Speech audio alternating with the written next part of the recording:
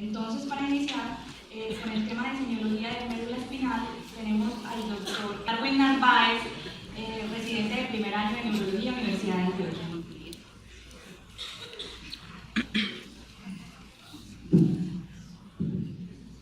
Hola. Bueno, buenos días, Darwin Narváez. Vamos a hablar de la semiología de la médula espinal. Vamos a intentar hacerlo de una manera que sea práctica y fácil, para que todos nos llevemos ese concepto al servicio de urgencias o para la vida diaria y lo recordemos. Entonces, empezando, ustedes me podrán preguntar ¿por qué necesito yo aprender de semiología a estas alturas de la vida? Entonces, para responder esta pregunta, quiero que cada uno de ustedes se imagine qué es el médico de urgencias y de repente llega una paciente, una mujer, aproximadamente 15 o 20 años, y les dice: doctor, lo que pasa es que desde hace más o menos 2 semanas vengo sintiendo en el pecho una sensación como de opresión, como de anestesia, como de parestesias, y esa sensación se le irradia a la espalda, le forma como un círculo alrededor del tórax. Y además de eso, le refiere: desde hace una semana tengo sensación de que no tengo fuerza. Entonces ustedes la ven caminar, la paciente entra, camina, no hay problema, se sube a la camilla sin problema. Entonces ustedes le dicen: ¿cómo así que no tienes fuerza? Y ella les dice: no tengo fuerza en los brazos, pero en las piernas sí tengo fuerza. Con un cuadro como estos, ¿qué pensarían ustedes? ¿Será que eso es un síndrome funcional? ¿Será que es una paciente con algo orgánico? ¿La hospitalizamos? ¿Le hacemos alguna imagen? ¿O qué pasa si este mismo cuadro se los plantean en un examen como muy importante para sus vidas y tienen 30 segundos para responderlo, como ha pasado en ciertos casos? Entonces, para responder este tipo de preguntas es que tenemos que hablar de la semiología de la médula espinal. Vamos a empezar con una pequeña introducción de solamente los puntos útiles y posteriormente dividimos la charla en 3 puntos específicamente. Primero, la semiología del sistema motor. Segundo, la semiología del sistema sensitivo. Y tercero, los síndromes medulares, que es la parte como más importante. Y como esta es la más importante, a su vez la vamos a subdividir en 3 puntos. Una división netamente académica. Primero, ¿se lesionó toda la médula o se lesionó nada más la mitad? Segundo, ¿se lesionó la médula adelante, en la mitad o atrás? Y tercero, ¿se lesionó la médula abajo? Con eso, entonces, desarrollamos la charla. Empezamos, la introducción. Esta es la médula espinal, ya todos ustedes la conocen. Tiene una porción cervical, torácica, lumbar, sacra y coxígea. En la cervical tiene 8 segmentos, en la torácica 12, lumbar 5, sacra 5 y coxígea 1 solo. Y como vemos, la médula espinal es más corta que la columna vertebral. Específicamente la médula espinal llega nada más hasta L1. ¿Qué ocurre de ahí para abajo? Cada segmento tiene unas raíces nerviosas que van a salir por unos agujeros intervertebrales correspondientes. Entonces desde L1 hacia abajo van a ser puras raíces intentando salir por su agujero. Y esa estructura se llama caudequina. Segundo, la médula espinal, si ustedes le hacen un corte axial, entonces van a encontrar que tiene, al contrario del encéfalo, en la parte periférica la sustancia blanca y en la parte central la sustancia gris. Y esa parte periférica de pura sustancia blanca va a estar compuesta de muchas vías, tractos que suben y bajan. Los que suben ascendentes son vías sensitivas y los que bajan son vías motoras. Para saber de médula espinal solo necesitamos saber de 3 vías específicamente. Una que baja o motora, que es la vía córtico-espinal, y 2 que suben. La sensitiva de cordones posteriores, que nos va a llevar sensibilidad de propiocepción y vibración, y la espinotalámica, que nos va a llevar dolor y temperatura. ¿Listo? Y el tercer punto es que la médula espinal está irrigada por una arteria llamada la arteria espinal anterior. Y la arteria espinal anterior irriga los 2/3 anteriores de la médula, es decir, toda esta parte. La arteria espinal posterior, o las 2 arterias espinales posteriores, irrigan solo el tercio posterior. Entonces, con esos 3 puntos de la introducción quedamos listos. De L1 por abajo hay caudequina, las 3 vías que necesitamos son córtico-espinal, cordones posteriores y espinotalámico, y que la arteria espinal anterior irriga los 2/3 anteriores. Empezamos. Primero, semiología del sistema motor. Con la semiología del sistema motor les voy a decir una cosa que puede parecer como difícil de interpretar, pero es que para usted saberse los miotomas y saberse los reflejos del sistema motor, solamente necesita saber contar. Así de sencillo. ¿Cómo es eso? Usted se tiene que imaginar dónde usted normalmente toma los reflejos osteotendinosos. es decir, aquiliano, patelar, bicipital, estiloradial y tricipital. Y de ahí en adelante empieza a contar, de abajo para arriba. 1, 2, 3, 4, 5, 6, 5, 6 de nuevo, 7, 8. Lo que quiere decir que el aquiliano es S1, S2, el patelar es L3, L4, el bicipital C5, C6, el estiloradial C5, C6 y el tricipital C7, C8. Y así de fácil se aprendió ya los reflejos. Ahora dice, yo también quiero saberme los miotomas. Todavía igual de sencillo. Usted tiene que ponerse a mirar cuál es el movimiento que hace el paciente cuando usted le toma el reflejo. Un ejemplo, le tomaste el reflejo aquiliano. ¿Qué hace el paciente cuando uno le toma ese reflejo? Hace plantiflexión. Entonces, cuando hace plantiflexión, que eso viene del reflejo aquiliano, que es S1, S2, ya usted sabe que S1 a S2 hace plantiflexión. Así de sencillo. L3, L4 hará extensión de rodilla, C5, C6 hará flexión de antebrazo y C7, C8 extensión de antebrazo. Y salió, chuleado la evaluación motora. Segundo, evaluación sensitiva. Básicamente, cuando usted tenga una lesión en el sistema medular, tiene que saber en qué nivel está. Para eso está el nivel sensitivo. Como nos decía Diana ayer, no es tan específico. Y cuando usted tenga una lesión, obviamente no se va a aprender estos 28 dermatomas que pide la guía, que evaluemos como tanto tacto superficial como dolor, pero es importante que usted tenga unos puntos de referencia, como cuáles. 1, que a nivel de las tetillas está T4, 2, que a nivel del ombligo está T10. Y otra cosa importante que debe saber es que usted en los miembros superiores evalúa los miotomas cervicales, en los miembros inferiores evalúa los miotomas lumbares y sacros, pero en la columna torácica, en la médula espinal torácica, no hay ni un solo miotoma que pueda evaluar. Lo que quiere decir que si usted tiene una lesión a nivel de médula torácica, el que le va a dar el nivel de la lesión es el dermatoma. ¿Listo? Chuleado, semiología sensitiva. Tercer punto, síndromes medulares. Esta es la parte más importante de todas. Entonces, como dijimos anteriormente, lo vamos a dividir en 3 divisiones académicas nada más. Primero, ¿se lesionó toda la médula o se nos lesionó la mitad? Si nos lesiona toda la médula es una mielopatía enfermedad de la médula transversa, se dañó toda. O si se dañó la mitad, hemisección medular o famoso síndrome de Brown-Séquard. Segundo, se nos dañó la médula adelante, en el medio o atrás. Si se dañó adelante, se llama síndrome medular anterior. Si se daña en la mitad, síndrome medular central. Y si se daña atrás, síndrome de cordones posteriores. Así de sencillo. Y tercero, si se daña abajo, solamente tenemos 2 opciones. O es un síndrome de cono medular o un síndrome de caudequino. Perfecto. Empecemos. Entonces, para entender bien estos síndromes necesitamos tener como un conocimiento básico o superficial de 3 tractos. Primero, tracto corticoespinal. Ese, como su nombre lo indica, irá de la corteza a la médula espinal y sale del área prefrontal, baja y en la parte inferior del bulbo raquídeo se decusa y va al otro lado y baja por ese lado contrario al que se originó. Lo que quiere decir que la corteza inerva pues la musculatura del lado contrario y por ese mismo lado sale a inervar sus músculos. Si lo vemos desde el punto de vista al contrario, o sea, de abajo hacia arriba, los músculos inervados por un lado suben por ese mismo lado, por el tracto corticoespinal.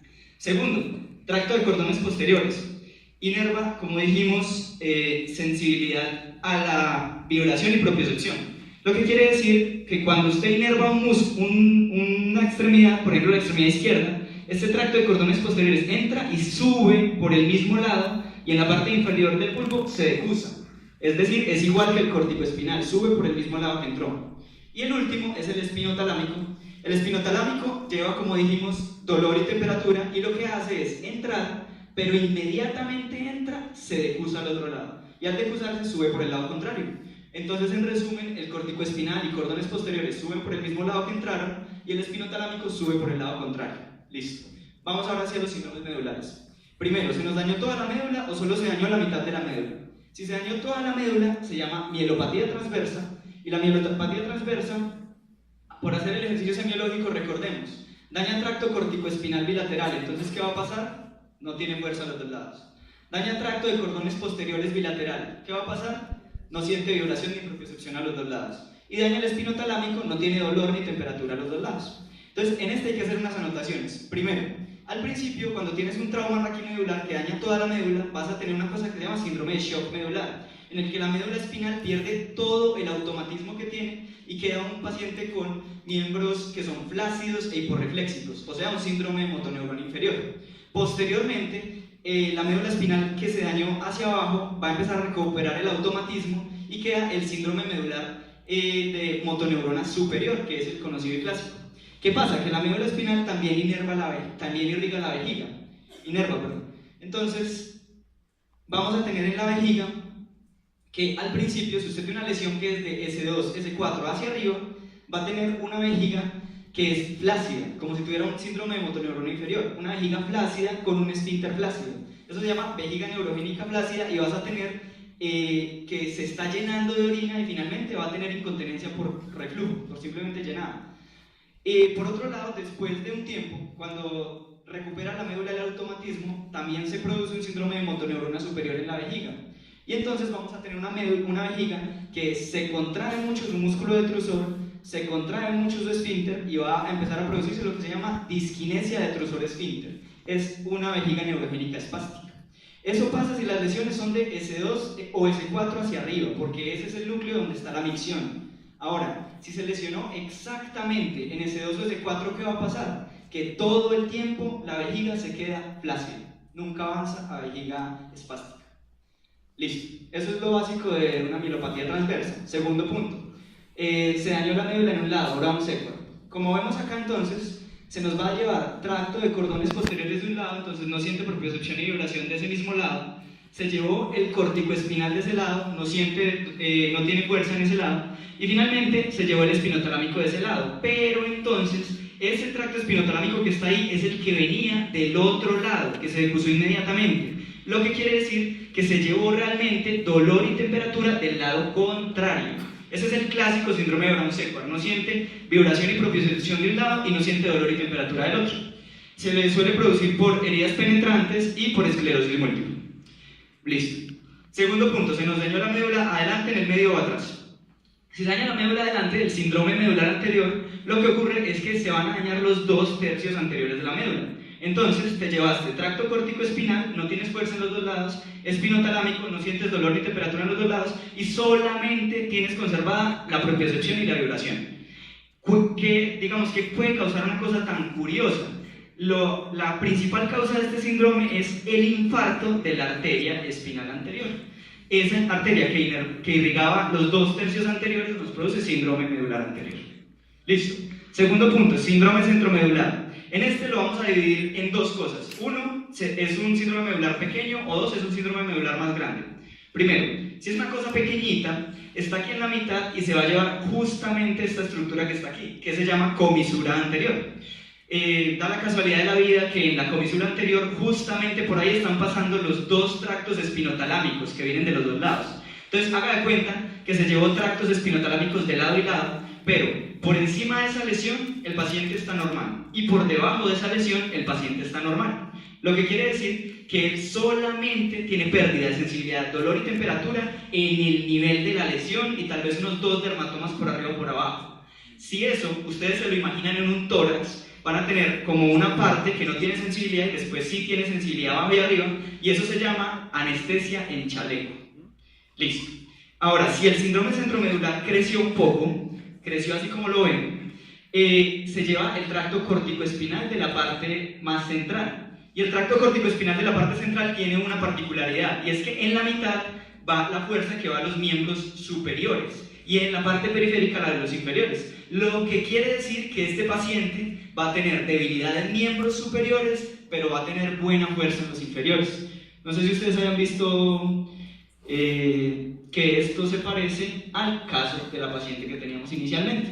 Y no sé si ustedes hayan visto Naruto, pero en Naruto todos corren como si tuvieran el síndrome centromedular. Bueno, ¿qué causa un síndrome centromedular? Principalmente lo puede causar la neuromielitis óptica, los cánceres que están en el centro de la médula, las lesiones por hiperextensión en los ancianos y la siringomielia. Si no se acuerdan, la siringomielia es como un quiste en la mitad de la médula. Todo eso causa síndrome centromedular. Y el último, síndrome de cordones posteriores. Entonces, en el síndrome de cordones posteriores, usted va a tener un paciente que solamente se daña la parte de atrás, y al dañarse solamente propiocepción y vibración, usted tiene un paciente que camina por la vida y sin propiocepción. Imagínense un paciente caminando sin propiocepción por la vida, ¿qué va a pasar? Que el tipo no tiene una conciencia adecuada de sus articulaciones. Entonces, él va a poner los pies y es como inseguro, es una marcha insegura, y a la misma vez va a empezar a apoyar primero el talón para estar seguro de que no se va a caer. Eso se llama una marcha taloneante o tabética, exactamente. De hecho, dicen los semiólogos antiguos que ellos con solo escuchar el taloneo del paciente ya sabían que venía un paciente con tabes dorsal. ¿Cuál es la causa entonces? La tabes dorsal o sífilis. En su época era la causa, digamos, más importante. Ahora que ya hay tanto tratamiento antibiótico, la principal causa realmente es la espondilosis cervical, que es el desgaste como de los cuerpos vertebrales, entonces daña los cordones posteriores. Bueno, último punto. No aprendí con esto. Bueno, se daña la médula en la parte de abajo. Si se daña la médula en la parte de abajo, entonces tenemos dos posibilidades: o es un síndrome de cono medular o es un síndrome de caudequina. El síndrome de cono medular va a dar anestesia en silla de montar. En cambio, el síndrome de caudequina va a dar anestesia en silla de montar. Es decir, no hay ningún cambio en eso, eso no nos aporta nada. Pero ustedes, solo por epidemiología, si tienen un paciente con anestesia en silla de montar, piensen que es un síndrome de cono medular más que un caudequina. De hecho, el síndrome de cono medular es mucho más frecuente. Se dice que el 25% de todas las mielopatías son cono medular, mientras que en la caudequina solamente una de cada 2000 lumbalgias van a ser una caudequina. Ahora, en el síndrome de cono medular, como ustedes ven, va a haber una lesión o opresión aquí en el cono y también va a lesionar las fibras que están ahí, al lado de él. Lo que quiere decir que tienes un paciente que tiene un síndrome de motoneurona superior, pero a la vez por las raíces del lado también tiene motoneurona inferior. No sería raro entonces que el paciente tuviera una pierna hiperrefléxica con clonos y la otra hiporrefléxica y flácida. Mientras que en síndrome de caudequina solo son raíces nerviosas, es decir, todo es motoneurona inferior. Y finalmente, una cosa que me parece la más importante para diferenciar estos dos síndromes es la afectación de esfínteres. En el cono medular, como dijimos que los esfínteres, la vejiga se inerva de S2 a S4, rápidamente vas a afectar S2 a S4 y rápidamente vas a afectar esfínteres. En la caudequina, en cambio, la afectación de esfínteres es muy tardía. Entonces, con eso culminamos. Entonces, ¿qué fue lo que vimos? En resumen, la parte motora es tan fácil de evaluar como simplemente contar C1, C2, L3, L4, C5, C6, C7, C8.